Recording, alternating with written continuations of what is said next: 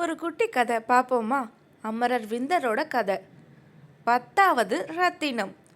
ஒருமைப்பாட்டு குழு என்று ஒன்றும் நிறுவாமலேயே ஒற்றுமையாய் இருந்து வந்த 9 ரத்தினத்திற்குள் நம்மில் யார் பெரியவன் என்று ஒரு நாள் சண்டை வந்துவிட்டது. நானே பெரியவன் என்றது வைரம். இல்லை, நானே பெரியவன் என்றது வைடூரியம். அடக்கடவுளே, இந்த சண்டையை தீர்க்க வைக்க ஒரு வழியும் இல்லையா என்று தலையில் கையை வைத்து கொண்டு உட்கார்ந்து விட்டது கோமேதகம்.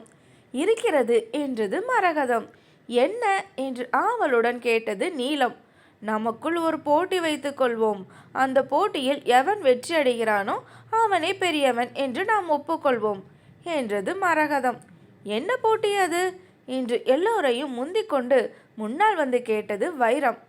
பேராசை பிடித்த மனிதனை நம்மில் எவன் போதும் போதும் என்று சொல்ல வைக்கிறானோ அவனே நம்மளுக்கெல்லாம் பெரியவன்.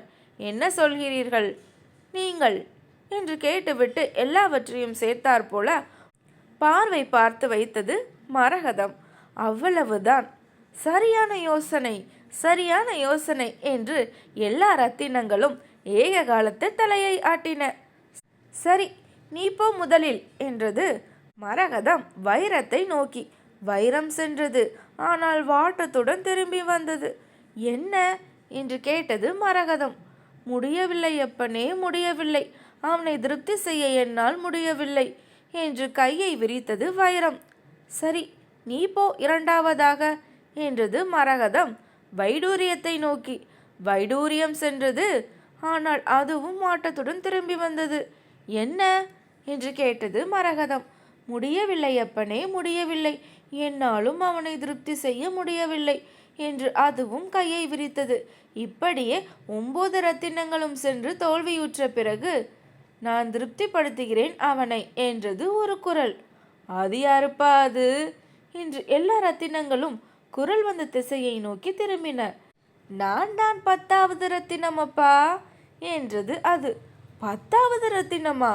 பைத்தியம் பிடித்த ரத்தினமா என்று மரகதம் கேட்டது.